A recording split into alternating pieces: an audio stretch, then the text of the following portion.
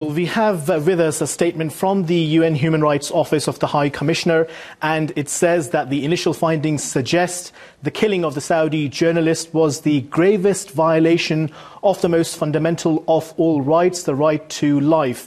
Now, in this statement, Anis Kalamad, who was the lead investigator, is quoted, and she says that Mr. Khashoggi was a victim of a brutal and premeditated killing planned and perpetrated by officials from Saudi Arabia. Furthermore, she says that this raises the need for an international investigation into this matter, and the international community, including the United Nations, needs to take immediate notice of this. Now, furthermore, in this report, it says that Turkey's effort to apply prompt, effective, thorough, independent, impartial and transparent investigations in line with the international law were seriously curtailed and undermined again by Saudi Arabia. Furthermore, she also touches on the issue of the Geneva Convention, and she says that guarantees of immunity were never intended to facilitate the commission of a crime and exonerate its authors of their criminal responsibility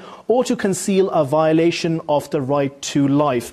Now, remember that the team was in Turkey for about a week, and it met, among other officials, the Turkish foreign minister, the Turkish justice minister, the Turkish head of intelligence, Istanbul prosecutor and others. The team also tried to gain access to the crime scene, the Saudi consulate in Istanbul in this case, but they were denied access. And of course, they are continuing with their probe, and they're saying that the detailed findings will be shared in June. The report, of course, will be presented to the UN Human Rights Council. So, Hassan, how does this impact the investigation as it stands now? It's been more than 4 months since Khashoggi was killed inside the consulate in Istanbul. Saudi Arabia has always denied that MBS was involved, the Crown Prince, and the U.S. President has even always stood beside the Crown Prince. So what sort of impact could this possibly have?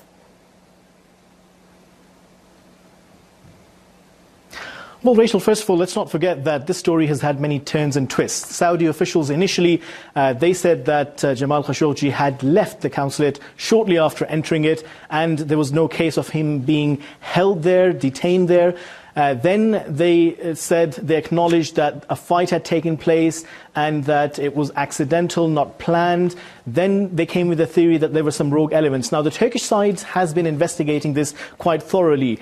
And also, in this report, it is mentioned that the UN investigators who were in Turkey, they did hear one of the audios in which Jamal Khashoggi could be heard just moments before he was brutally killed. So, of course, there was a thorough investigation that was conducted here in Turkey by the Turkish investigators. One of the reservations that has been mentioned in this report from the UN Human Rights Office, it states that the investigators are concerned about the impartiality of the investigation that is being conducted by Saudi Arabia. They are seeking access to some of the accused who are being held by Saudi Arabia because there is a fear that some people may be scapegoated, and those who were responsible for commissioning this murder are perhaps being saved. That's the general view. And of course, this is the view prevalent not just in Ankara, but some of the officials who are very closely related to this UN body have also expressed this, the same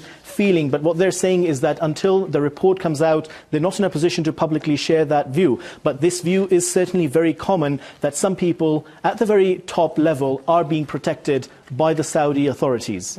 Hassan.